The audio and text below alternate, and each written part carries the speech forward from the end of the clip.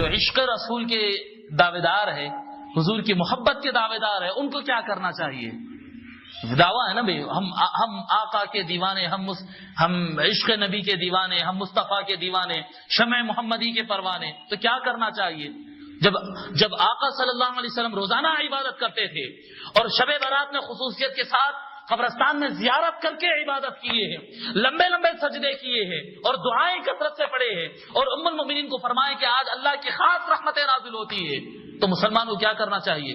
Institute میں lecture لمبا کرنا چاہیے یا بستر پہ جا کے خود لمبے ہو جانا چاہیے، سو جانا چاہیے؟ کیا کرنا چاہیے؟ انا للہ و انا الیہ راجعون۔ کیسا اسلام ہے یہ لوگ کا سمجھ میں نہیں آتا، یہ کیسے مسلمان ہے سمجھ میں نہیں آتا۔ پھر رٹ رہتی ہے خود کی بخاری مسلم کی، بخاری مسلم میں تو یہ بھرا پڑا ہے، بخاری مسلم میں تو یہ سارا بھرا پڑا ہے، سارے احادیث شریفہ۔ تو عبادت، میں آپ کو بنیادی فکر اس میں یہ دینا چاہا کہ عبادت تو یہ سوال ہو سکتا ہے آپ کے سامنے آئیں گے، کوئی نئی جماعت والا، کوئی نئی فرقہ والا یہ سوال آپ کے سامنے ڈالے گا، بتاؤ کون سے صحابی اہتمام کرے تھے، کون سا جلسہ ہوا تھا شب برات میں؟ ہاں میں بھی مخالف ہوں جلسوں کا، وہ جلسوں کا مخالف ہو جو مسجد کے باہر ہوتے ہیں، اسٹیج پروگرام ہوتے ہیں، کر رہے ہیں لوگ، کر رہے ہیں، میں ان سے اعتراض بھی نہیں کرتا ہوں مگر مخالف ہوں۔ کوئی مجھے بلاتا ہے تو میں خاص راتوں میں اسٹیج پروگرام کا قائل نہیں ہوں، میں بولتا نہیں۔ کیوں؟ اسٹیج پروگرام جو ہوتا ہے وہ عبادت کی نوعیت سے ہٹ جاتا ہے، ایک جشن جیسا ماحول بن جاتا ہے، ایک احتفال، جشن، اور کیا کہتے ہیں لائٹنگ ہو رہی ہے، خوبصورت اسٹیجیں سج رہے ہیں، یہ نہیں۔ رات کو جاگنے کا معنی یہ ہے کہ اللہ کی عبادت کے لیے جاگنا ہے، خوشیاں منانے کا نہیں ہے۔ اس دن جنگ پتہ نہیں کرے، ہاں جتنا جشن منانا ہو میلاد کے موقع پر مناؤ، کتنا منا سکتے مناؤ کہ وہ خوشی کا دن ہے، لیکن یہ جو راتیں جاگنے کے ہے یہ جشن منانے کے راتیں نہیں ہے، اللہ کو منانے کے راتیں ہیں، اللہ کو منانے کے راتیں۔ کتنے عبادتیں کر سکتے؟ سوچو ہماری زندگی کے 20 25 30 40 سال گزر گئے، کتنی عمر ہماری گزر گئی، ہم رات میں اٹھ کر اللہ کو پکار نہیں سکے، اللہ کو راضی نہیں کر سکے، اللہ کو ہم راضی نہیں کر سکے۔ تو راضی کرنے کا اگر کچھ موقع ملتا ہے، آقا صلی اللہ علیہ وسلم ارشاد فرماتے کہ یہ رات کا موقع جو شب معراج لیلۃ النصف من شعبان، اللہ تبارک و تعالی پکار کر آواز دیتا ہے کہ ہے کوئی گناہوں کی معافی چاہنے والا کہ میں اس کے گناہوں کو بخش دوں۔ پھر آقا صلی اللہ علیہ وسلم فرماتے اور اس رات اللہ تبارک و تعالی کلب نام کے قبیلہ ہے، ایک بڑا خاندان قبیلہ ہے کلب، وہ قبیلے کا معاملہ یہ تھا کہ پورے عرب کے اندر سب سے زیادہ بکریاں وہ پالتے تھے، مینڈے جو ہوتے نا، بھیڑ، سب سے زیادہ مینڈے دمبے وہ پالا کرتے تھے۔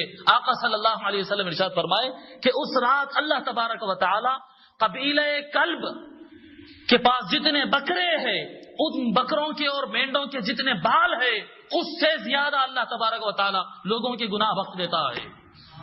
ایک آدمی 2 آدمی کو بخشش نہیں ملتی اس دن، کروڑوں اربوں لوگوں کو اس دن معافی ملتی ہے۔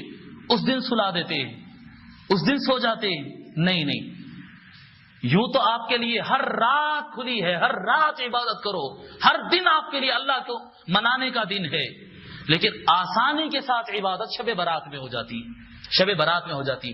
اور میں اکثر لوگوں سے جہاں پر بھی شب برات کی تقریر کیا، جو بھی شب برات میں خطاب کیا، لوگوں سے یہ کہا کرتا ہوں کہ شب برات میں عشاء کی نماز کے لیے جب آتے نا، جب پروگرام سے عشاء کی نماز کے لیے مسجد آتے تو یہ تحیہ کر کے آنا کہ اب فجر پڑھ کے باہر نکلوں گا، اگر ہاتھ نہیں ہو رہا، بہت تھکا ہوا ہے تو مسجد کے کونے میں سو جاؤں گا مگر گھر نہیں جاؤں گا، کیونکہ گھر جانے کے بعد کچھ اچھا ہونے والا نہیں ہے۔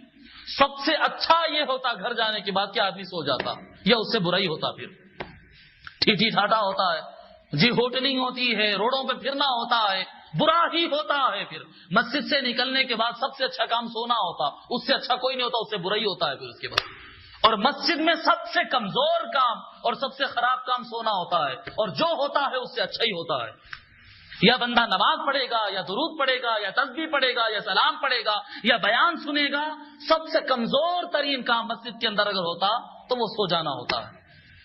تو اگر نیند سے اچھے کچھ کام کرنا چاہتے تو مسجد سے نہیں نکلنے کے۔ آپ حضرات کے لیے یہ نصیحت ہے، میرے خود کے لیے یہ نصیحت ہے کہ شب برات میں اگر مسجد میں داخل ہو تو یہ نیت کے ساتھ پروگرام بنا لیجئے نا۔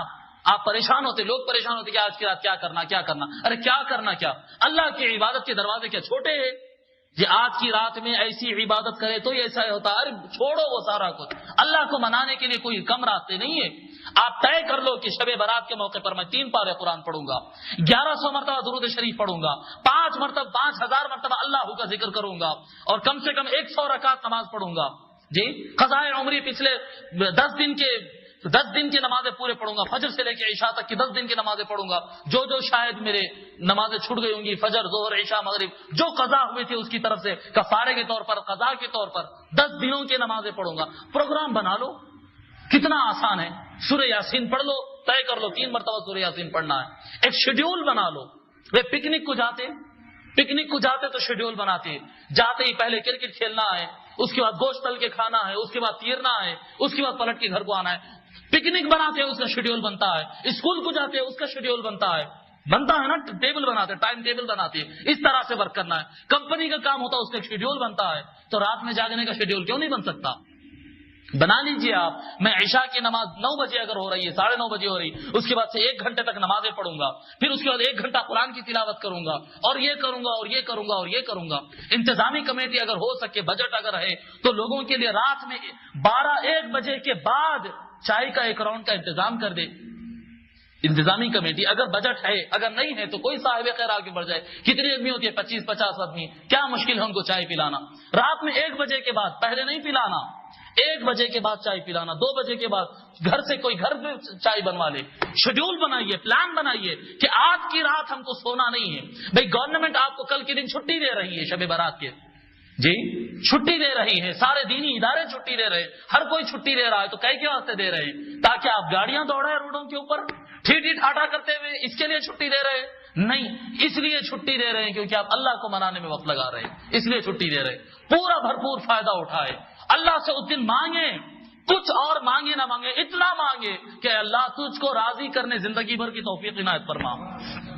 ہر روز تو نیکی کرنا نہیں ہوتا مولا، وہ جو ہر روز کام کرنے کی توفیق نہیں ہو رہی ہے مولا، وہ توفیق دے دے، اس دن مانگ لو، اس دن مانگ لو۔ اگر وہ ٹائم لگ گیا جس میں قبولیت ہوتی ہے تو زندگی، پوری زندگی اچھی ہو جاتی ہے اس کے بعد، اگر وہ ٹائم لگ گیا تو پلان کرو زندگی کی عبادت کرنے کے لیے۔ خوش نصیب ہے وہ لوگ جن کو ہر روز رات میں اٹھنا تو نصیب ہوتا ہے، اور جن کو نہیں ہوتا ہے، جن کو ہوتا ہے اور جن کو نہیں ہوتا ہے، وہ سارے کے ساروں کے لیے ایک بڑا آفر ہوتی ہے شب برات، ایک بڑی آفر ہوتی ہے شب قدر۔ ایسے مواقع کو ضائع کرنا یہ عقل مندی نہیں، سراسر بے وقوفی ہے۔